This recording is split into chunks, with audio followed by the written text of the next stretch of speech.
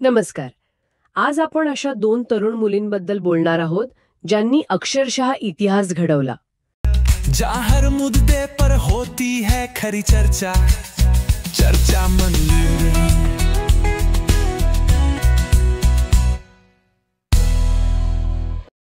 शांती घोष आणि सुनीती चौधरी.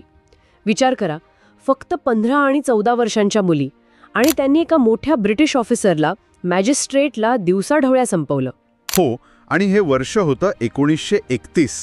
म्हणजे सगळीकडे सविनय कायदेभंगाची चळवळ जोर धरत होती. अगदी गांधीजींचं अहिंसक आंदोलन. पण त्याच वेळी ब्रिटिश सरकारची दडपशाही पण तितकीच वाढत होती.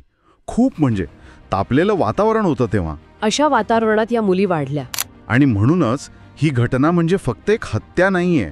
यात आपल्याला दिसतं की कशा प्रकारे स्वातंत्र्य लढ्यात स्त्रिया पुढे येत होत्या, त्यांची भूमिका बदलत होती. हो, म्हणजे फक्त घरातून पाठिंबा देणं नाही. नाही, प्रत्यक्ष मैदानात उतरण्याची, अगदी सशस्त्र क्रांतीत भाग घेण्याची त्यांची इच्छा होती.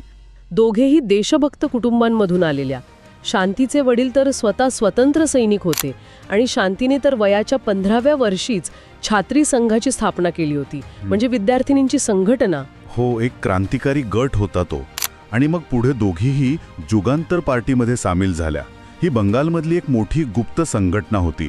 त्यांना सशस्त्र मार्गानेच स्वतंत्र मिळेल असं वाटायचं.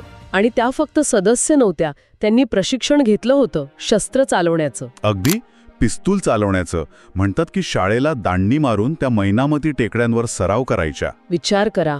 सुनीतीचं तर बोट पण नीट पोचायचं नाही म्हणे ट्रिगरपर्यंत, पण तिनं मधल्या बोटाने गोळी चालवायला शिकून घेतलं. किती जिद्द. खरंच. आणि त्यांच्यावर प्रभाव कोणाचा होता? तर प्रफुल्ल नंदिनी ब्रह्मा आणि अर्थातच नेताजी सुभाषचंद्र बोस.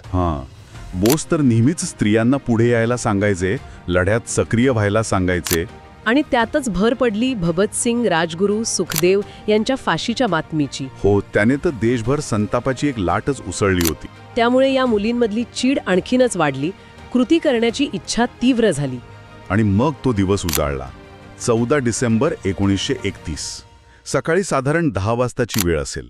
शांती आणि सुनीती कोमिल्लाचे जिल्हा मॅजिस्ट्रेट होते चार्ल्स स्टीव्हन्स त्यांच्या बंगल्यावर गेल्या. आणि कारण काय सांगितलं? तर म्हणे शाळेतल्या मैत्रिणींसाठी स्विमिंग पूल वापरायची परवानगी हवी आहे, तसा अर्ज घेऊन गेल्या त्या. स्टीव्हन्स बाहेर आले, अर्ज घेतला, सही केली आणि ते मागे वळले. आणि त्याच क्षणी दोघींनी आपल्या शालीखाली लपवलेल्या पिस्तुलातून गोळ्या झाडल्या. स्टीव्हन्स जागीच ठार झाले. किती काय थंड डोक्याने आणि धाडसाने केलेलं कृत्य होतं हे. लगेच अटक झाली त्यांना. तुरुंगात टाकलं. खूप मारहाण झाली असं म्हणतात. पण ते एकदम शांत आणि निर्भय राहिल्या. म्हणतात की त्यांनी आधीच सराव केला होता वेदना सहन करायचा, बोटांना टाचण्या टोचून वगैरे. बापरे. आणि कोर्टात सुद्धा त्यांचा तो बाणेदारपणा तसाच होता. हो, खुर्च्या दिल्या नाहीत बसायला, तर म्हणे न्यायाधीशांकडे पाठ फिरवून उभ्या राहिल्या. एका साक्षीदाराला तर खोटारडा म्हणून ओरडल्या. त्यांना वाटलं होतं की फाशी मिळेल. हो, त्यांना हौतात्म्य हवं होतं, पण तसं झालं नाही. त्यांना जन्मठेपेची शिक्षा सुनावली. आणि त्या निराश झाल्या. त्यामुळे तुरुंगातले दिवस खूप कठीण होते. शांतीला तरी राजकीय कैदी म्हणून द्वितीय श्रेणी मिळाली होती, पण सुनीतीला तर सामान्य गुन्हेगारांसोबत तृतीय श्रेणीत ठेवलं होतं. आणि सगळ्यात वाईट म्हणजे त्यांच्या कुटुंबाला जो त्रास झाला. सुनीतीच्या वडिलांची पेन्शन बंद केली गेली, भावांना विना चौकशी तुरुंगात टाकलं. आणि तिचा धाकटा भाऊ, तो तर उपासमारीने गेला. किती मोठी किंमत चुकवावी लागली. खरंच. पुढे 7 वर्षांनी म्हणजे 1939 साली गांधीजी आणि ब्रिटिश सरकारमध्ये काही वाटाघाटी झाल्या, आणि मग त्यांची सुटका झाली. हो, आणि सुटल्यानंतर सुनीतीने आपलं शिक्षण पूर्ण केलं, हे विशेष. अगदी. त्या डॉक्टर झाल्या, MBBS, आणि चंदननगरमध्ये लोक त्यांना खूप मानायचे. लेडी मा म्हणायचे प्रेमाने. पण त्यांनी राजकारणात सक्रिय व्हायला नकार दिला. हे पण महत्वाचं आहे. हो, म्हणजे एवढी मोठी क्रांतिकारी पार्श्वभूमी असूनही त्यांनी वैद्यकीय सेवेचा मार्ग निवडला.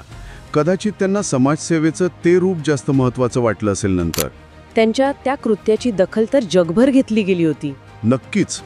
आणि मग शेवटी हा प्रश्न उरतोच की नाही की इतक्या लहान वयात, म्हणजे 14-15व्या वर्षी, देशासाठी असं प्राणपणाला लावायची, इतकी टोकाची भूमिका घ्यायची प्रेरणा, ही ऊर्जा कुठून आली असेल या मुलींमध्ये?